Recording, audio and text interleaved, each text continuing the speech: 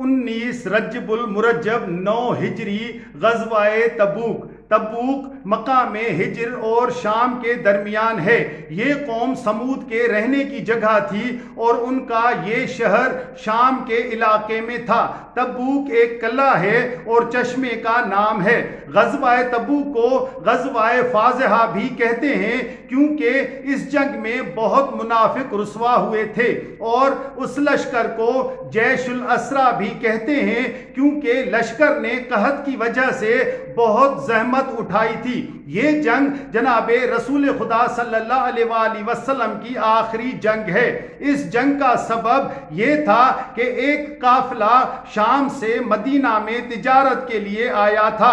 اس نے مدینہ کے لوگوں کو بتایا کہ سلطان روم نے فوج تیار کی ہے اور لہم، خدام، عاملہ اور غسان کے قبیلے بھی اس سے مل گئے ہیں اور وہ سب مدینہ پر حملے کا ارادہ رکھتے ہیں، اور لشکر کا ہراول دستہ مقام بلقا میں پہنچ چکا ہے۔ مجبوراً جناب رسول خدا صلی اللہ علیہ وآلہ وسلم نے حکم دیا کہ دور و نزدیک کے مسلمان تیاری کریں۔ اہل مدینہ ٹال مٹول سے کام لے رہے تھے۔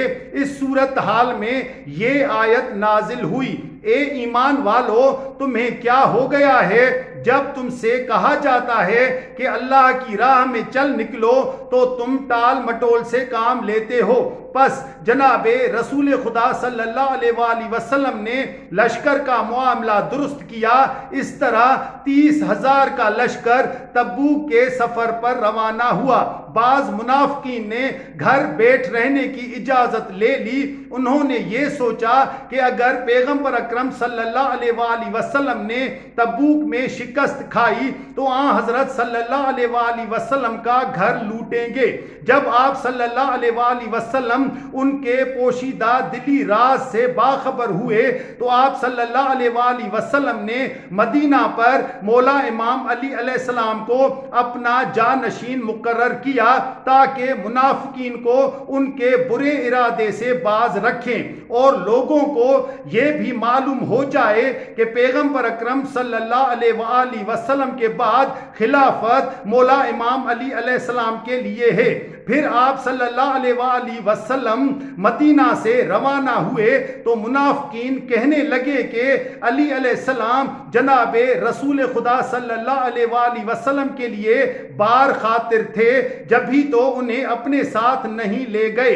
یہ بات جب مولا امام علی علیہ السلام تک پہنچی تو آپ علیہ السلام مدینہ سے روانہ ہوئے اور مقام جرف میں آن حضرت صلی اللہ علیہ وآلہ وسلم سے جا ملے اور یہ بات جناب رسول خدا صلی اللہ علیہ وآلہ وسلم کو بتائی۔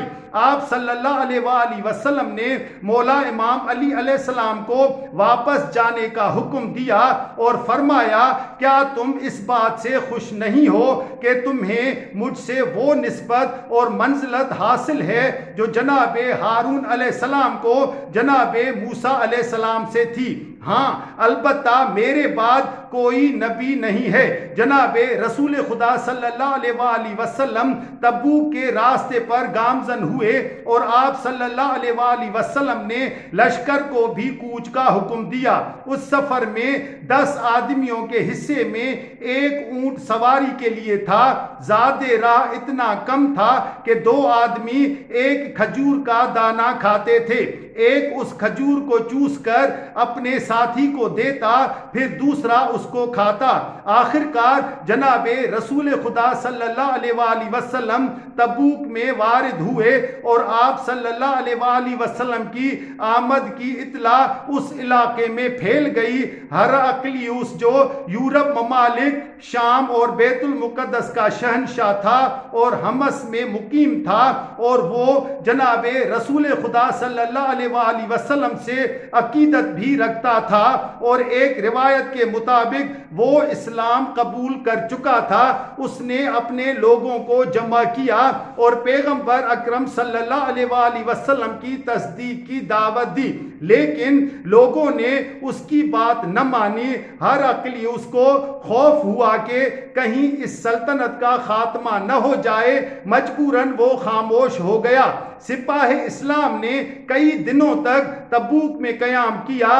ادھر پیغمبر اکرم صلی اللہ علیہ وآلہ وسلم کو جب معلوم ہوا کہ مدینہ پر کیسر کے حملے کی خبر جھوٹی تھی تو جناب رسول خدا صلی اللہ علیہ وآلہ وسلم رومیوں کے ساتھ جنگ کیے بغیر واپس مدینہ کی طرف روانہ ہوئے۔ واپسی پر اصحاب عقبہ کا واقعہ رونما ہوا۔ یہ ایک منافقین کا گروہ تھا جو چاہتے تھے کہ عقبہ میں جناب رسول خدا صلی اللہ علیہ وآلہ وسلم کے اونٹ کو بدکا دیں اور اس طرح حضرت صلی اللہ علیہ وآلہ وسلم کو قتل کر دیں۔ جب وہ کمین گاہ میں بیٹھے تو جبرائیل علیہ السلام نے حضرت صلی اللہ علیہ وآلہ وسلم کو اطلاع دے دی۔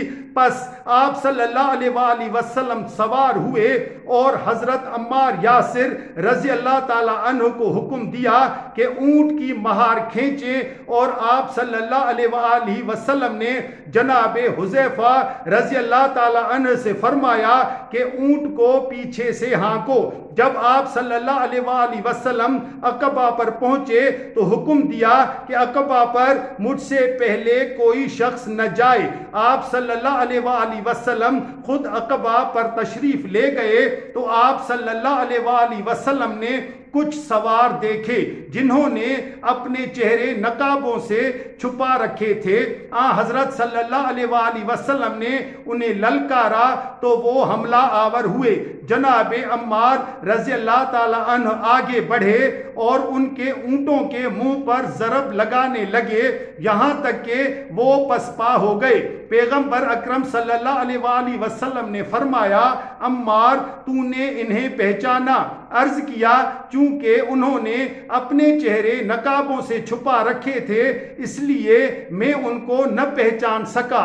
جناب رسول خدا صلی اللہ علیہ وآلہ وسلم نے جناب حذیفہ رضی اللہ تعالی عنہ کو ان سب کے نام بتائے اور فرمایا، یہ بات کسی سے نہ کہنا۔